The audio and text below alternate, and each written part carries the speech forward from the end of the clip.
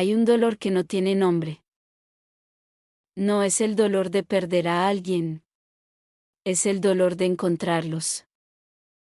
Y seguir perdiéndolos igual. Mi nombre es Carmen. Tengo 52 años. Soy de la Ciudad de México, de la colonia Doctores. Y hoy les voy a contar algo que durante mucho tiempo no pude ni decir en voz alta. Porque decirlo significaba aceptarlo. Y aceptarlo era lo más difícil que había hecho en mi vida. Antes de contarles lo que pasó con Valentina, necesito que me conozcan un poco. Porque esta historia no empieza el día que se fue. Empieza mucho antes. Empieza desde que yo era niña. Crecí en el DF de los años 70. En una vecindad de la colonia Doctores donde todos nos conocíamos por nombre.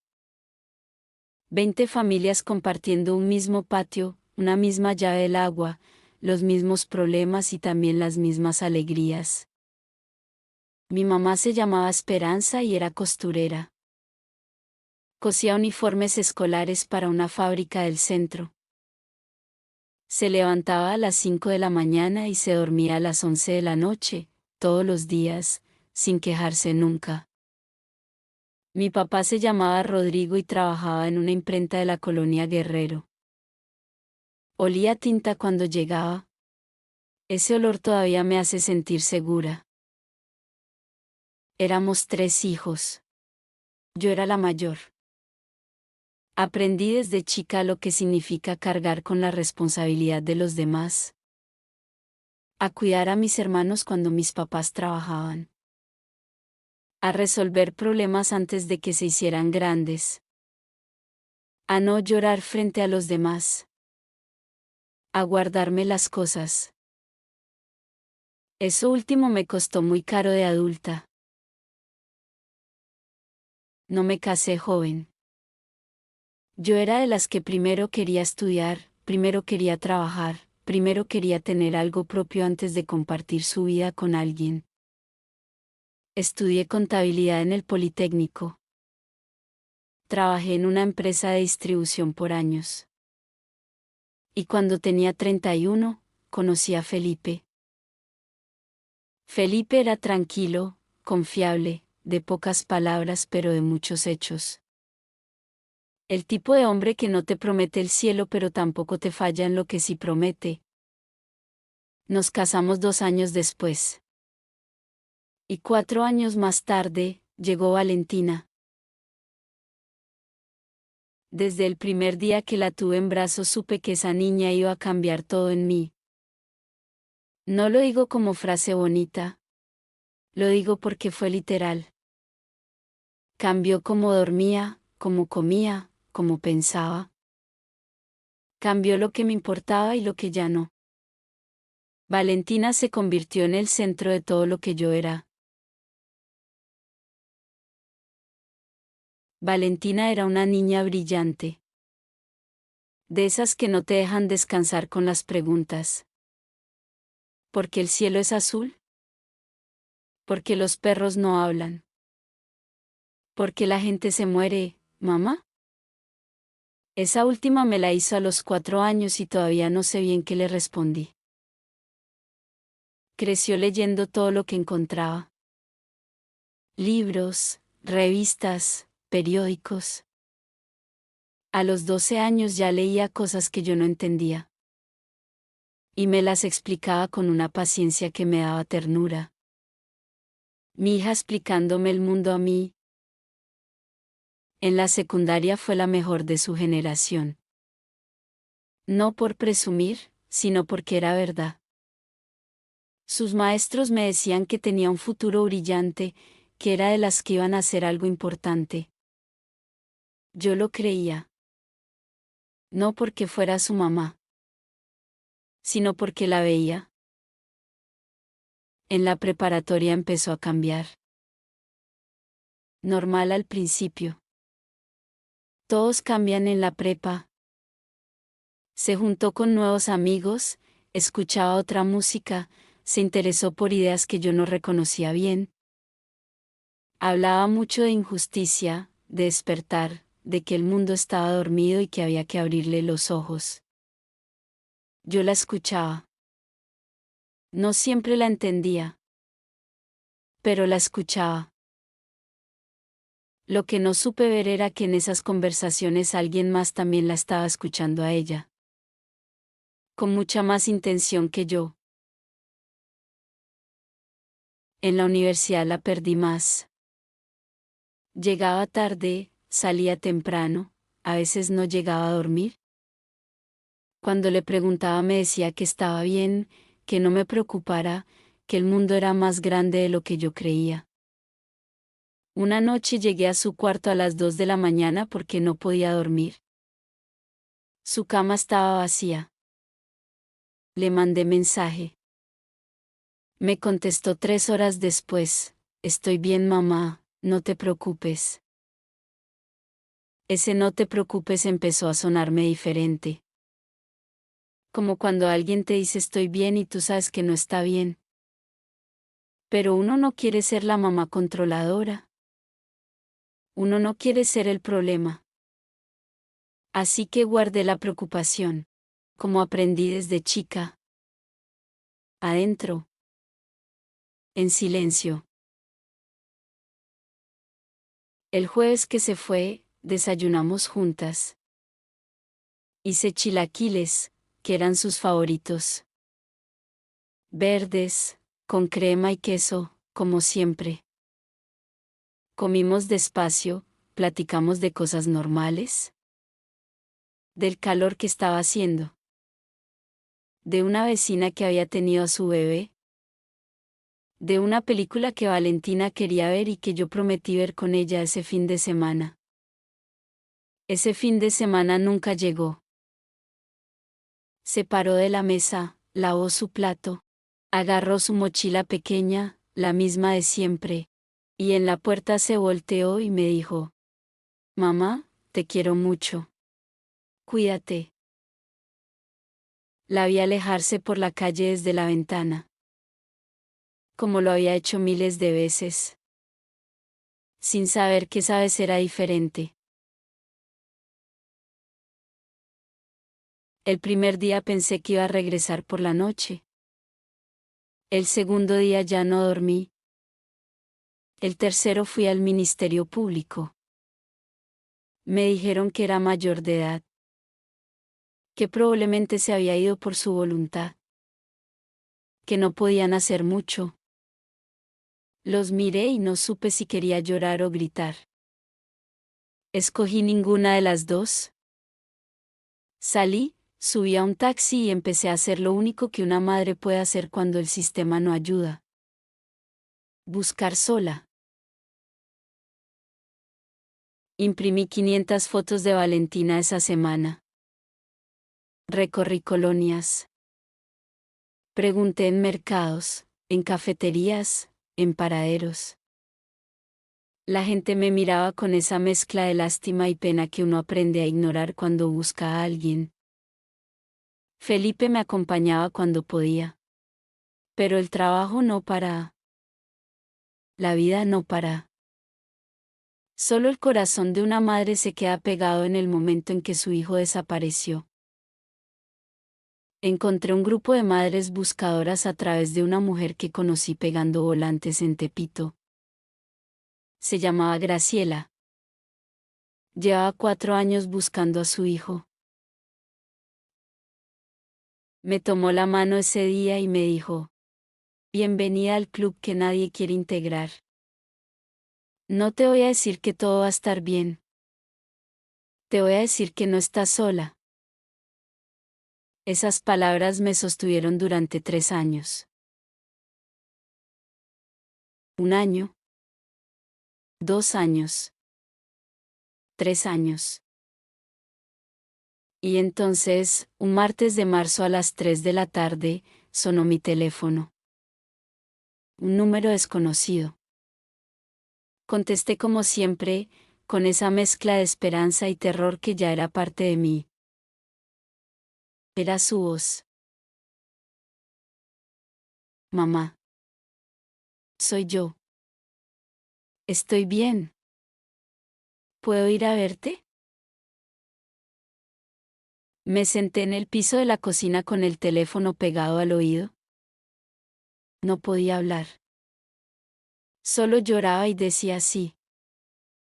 Sí. Sí. Ven. Cuando la vi llegar 3 días después, me detuve en la puerta sin poder moverme. Era físicamente mi hija. El mismo rostro. Los mismos ojos oscuros. Las mismas manos que yo había tomado en cada cruce de la calle cuando era niña. Pero cuando me habló, algo en mí supo de inmediato que la persona que tenía enfrente no era del todo la misma que se había ido. Valentina había ingresado a un grupo. No voy a decir el nombre porque no importa el nombre. Lo que importa es lo que hacen. Identifican a personas jóvenes, inteligentes, que sienten que el mundo no las entiende. Que buscan algo en que creer. Algo que les dé sentido. Y les ofrecen exactamente eso. Una comunidad. Una misión. Una familia nueva. A cambio de la familia que ya tenían, le habían dicho a Valentina que su vida anterior era una jaula. Que su mamá la había controlado sin que ella se diera cuenta. Que el amor que yo le daba era una forma de posesión disfrazada de cariño. Me costó mucho escuchar eso de su boca. Porque lo decía con convicción. Con esa seguridad tranquila de quien cree profundamente en lo que dice. No me gritaba. No me atacaba. Me lo decía con calma. Y eso era peor. Los primeros meses fueron los más extraños de mi vida. Valentina vivía en mi casa, pero era como tener a una desconocida en el cuarto de mi hija. Usaba su ropa. Dormía en su cama. Pero hablaba diferente. Pensaba diferente. Me miraba a veces como si yo fuera alguien de quien debía protegerse. Hubo una tarde que nunca voy a olvidar. Estábamos tomando café en la cocina y le pregunté si quería que hiciera su postre favorito, el arroz con leche que le hacía desde que tenía 5 años. Me miró y me dijo, «Mamá, tienes que dejar de intentar comprarme con cosas del pasado».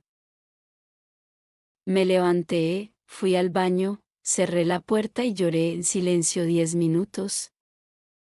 Luego me lavé la cara, salí y seguí haciendo el arroz con leche. Porque era lo único que sabía hacer. Busqué ayuda profesional. Hablé con una psicóloga especializada en salida de grupos de manipulación. Me explicó cosas que me cambiaron la perspectiva.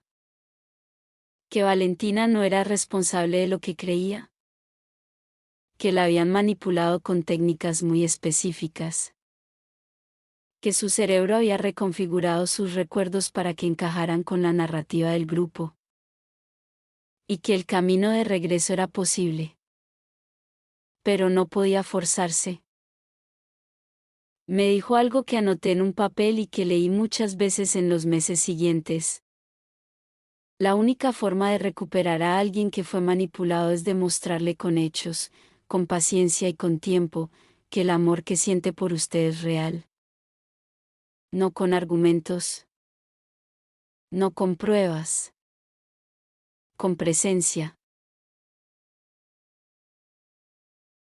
Decidí quedarme. No porque fuera fácil, sino porque no había otra opción que valiera la pena. Me propuse no presionar. No reclamar. No intentar convencerla de nada. Solo estar ahí. Disponible. Sin condiciones. Fue el ejercicio más difícil de mi vida. Porque cada vez que ella decía algo que me dolía yo tenía que tragarme la respuesta que me subía a la garganta. Tenía que recordarme que no era ella hablando. Que era lo que le habían puesto adentro. Pasaron los meses. Y de a poco, muy de a poco, empecé a ver pequeñas grietas en el muro. Una tarde me pidió que le enseñara de nuevo a hacer la salsa verde de mi mamá. Estuvimos una hora en la cocina sin hablar de nada importante. Solo picando tomate. Y fue la tarde más feliz que había tenido en años. Otra vez llegó a mi cuarto tarde en la noche y se sentó en la orilla de la cama como lo hacía cuando era chica. No dijo nada por un momento. Luego dijo: Mamá, creo que me perdí. No dije nada. La abracé. Y las dos lloramos mucho tiempo. Hoy, 2 años después de esa noche, Valentina y yo seguimos construyendo. No llegamos a donde estábamos antes. No creo que lleguemos nunca. Pero llegamos a algo diferente. Algo más honesto. Algo que elegimos las dos. Hay días buenos y hay días difíciles. Hay conversaciones que todavía duelen. Hay temas que todavía no podemos tocar. Pero hay café por las mañanas. Hay risas a veces. Hay mensajes de buenos días. Y eso, después de todo lo que vivimos, es más de lo que yo me atreví a pedir. Lo que aprendí de todo esto no cabe en palabras.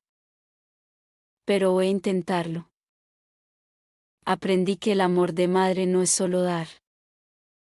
Es también soltar. Soltar la versión que tenías de tu hijo. Soltar el control. Soltar la historia que imaginaste para ellos. Y aprender a querer a la persona real que tienen enfrente. Aprendí que pedir ayuda no es rendirse. Que hay personas que entienden estos procesos y que no tenemos que cargarlos solos. Y aprendí lo más difícil de todo. Que a veces encontrar a alguien no significa recuperarlo como era. Y que amar a esa versión nueva, diferente, todavía incompleta de tu hijo, también es amor. Quizás el amor más grande de todos.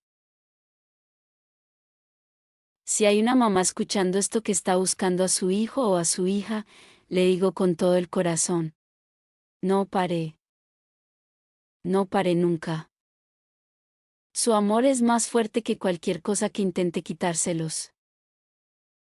Gracias por escucharme hasta el final. Cuéntenme en los comentarios. ¿Alguna vez sintieron que perdieron a alguien que seguía estando ahí? ¿Cómo lo vivieron? Los leo a todos. Con mucho cariño.